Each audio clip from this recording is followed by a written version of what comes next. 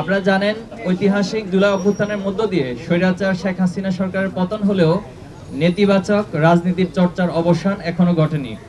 দুঃখজনক হলেও আবারও কিছু ছাত্র সংগঠন সেই ফ্যাসিবাদী ছাত্র রাজনীতির সংস্কৃতির অবতারণা করছে, যা জুলাই গণ অভ্যুত্থানের স্পিরিটের সম্পূর্ণ পরিপন্থী।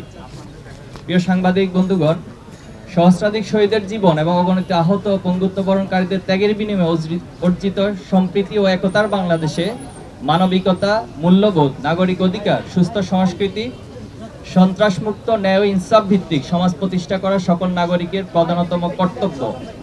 যেখানে ছাত্র রাজনীতির মূল মন্ত্রই হবে একদল সৎ, দক্ষ ও দেশপ্রেমিক নাগরিক তৈরিতে ভূমিকা রাখা। ছাত্র রাজনীতির মাধ্যমে শিক্ষার্থীদের দক্ষতা উন্নয়ন সাধিত হবে এবং দেশ পরিচালনার যোগ্যতা সম্পন্ন হয়ে গড়ে উঠবে। বাংলাদেশ ইসলামী ছাত্র শিবির সেই লক্ষ্যেই কাজ করে যাচ্ছে, যা দেশবাসীর কাছে দৃশ্যমান। কিন্তু আমরা অত্যন্ত উদ্বেগের সাথে লক্ষ্য করছি যে ছাত্র রাজনীতি নিয়ে যে জন আকাঙ্ক্ষা তৈরি হয়েছিল, তা কিছু ছাত্র সংগঠনের আধিপত্য নীতি, সন্ত্রাসী কর্মকাণ্ড, চাঁদাবাজি, দখলদারি, ট্যাগিং ও দোষ চাপিয়ে দেওয়ার হীন সংস্কৃতি চালু রাখার ফলশ্রুতিতে শিক্ষার্থীদের মধ্যে ছাত্র রাজনীতি নিয়ে বিমুখতা তৈরি হয়েছে এবং যা শিক্ষার পরিবেশকে বিনষ্ট করছে। নিষিদ্ধ ছাত্রলীগ বাংলাদেশ থেকে বিতাড়িত হলেও দুর্ভাগ্যজনকভাবে আমাদের বন্ধুপ্রতিম ছাত্র সংগঠন, ছাত্রদল তাদের পথ অনুসরণ করতে দেখা যাচ্ছে। ক্যাম্পাসে সকল ছাত্র রাজনৈতিক ও সামাজিক সংগঠন সমূহের মধ্যে পারস্পরিক শ্রদ্ধাবোধ, সহযোগিতা ও সহাবস্থান নিশ্চিত করে শিক্ষার সুষ্ঠু পরিবেশ বজায় রাখা সকলের দায়িত্ব। কিন্তু আমরা লক্ষ্য করছি বিভিন্ন ক্যাম্পাসে ছাত্রদল, ছাত্র শিবির সহ অন্যান্য ছাত্র সংগঠনকে অন্যায়ভাবে দমনের চেষ্টা করছে।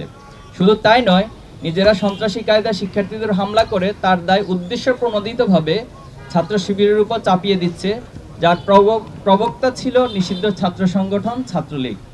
স্বৈরাচারী গণহত্যাকারী শেখ হাসিনা মুক্ত বাংলাদেশে ফ্যাসিবাদের টুলসগুলো কিছু ছাত্র সংগঠন ঘোষণা দিয়ে গ্রহণ করেছে। আপনারা দেখেছেন, তারা ফেসবুকে স্ট্যাটাস দিয়ে শিবির কোপানো জায়েজ, আগেও ছিল এবং ভবিষ্যতেও থাকবে, এমন বিভৎস এবং হীন ঘোষণা দিচ্ছে। আমরা নোয়াখালীতে এমন একজনের বিরুদ্ধে মামলা করেছি। আমরা আশা করব সরকার তাদের বিরুদ্ধে যথাযথ ব্যবস্থা গ্রহণ করবে। ভিশনের ফুলঝুরি মেগা অফারে ফ্রিজ কিনলেই পাচ্ছেন 16 পিসের আকর্ষণীয় গিফট বক্স একদম ফ্রি। শুধু তাই নয়, কুয়েটের ঘটনাকে কেন্দ্র করে ছাত্র শিবিরের সম্পৃক্ততার মিথ্যা বক্তব্য দিয়ে দেশের বিভিন্ন জায়গায় বিক্ষোভ করা হয়েছে। খুলনার শিববাড়িতে তাদের মিছিল থেকে একটা শিবির দর দৈরা দৈরা জবাই কর স্লোগান দেওয়া হয়। এমন ভয়ঙ্কর হিংস্র স্লোগান আমরা ছাত্রলীগের মুখে ইতিপূর্বে শুনেছিলাম। কিন্তু ছাত্রদলের মধ্যে নিষিদ্ধ ছাত্রলীগের প্রতিচ্ছবি ফুটে উঠবে, তা আমরা কোনোভাবেই কামনা করি না। সারা দেশে শত শত জায়গায় চাঁদাবাজি, দখলদারি দেখে বোঝার উপায় নেই যে দেশের কোনো পরিবর্তন হয়েছে।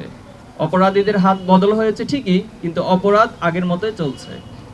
গত 4 ফেব্রুয়ারি যশোরের চাঁচড়ায় চাঁদা না দেওয়ার সম্রাট নামের এক মাছ ব্যবসায়ীর চোখ উপড়ে ফেলে ছাত্রদল নামের কিছু সন্ত্রাসী।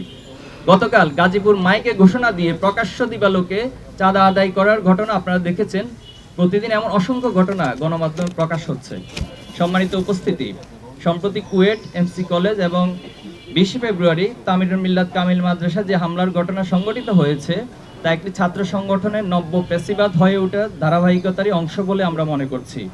খুলনা প্রকৌশল ও প্রযুক্তি বিশ্ববিদ্যালয়ের সাধারণ ছাত্রদের উপর ছাত্রদল, যুবদলের বহিরাগত সন্ত্রাসীদের নিয়ে প্রকাশ্য দিবালোকে পরিকল্পিতভাবে সশস্ত্র হামলা পরিচালনা করে, যেখানে অর্ধশতাধিক শিক্ষার্থী মারাত্মকভাবে আহত হয়।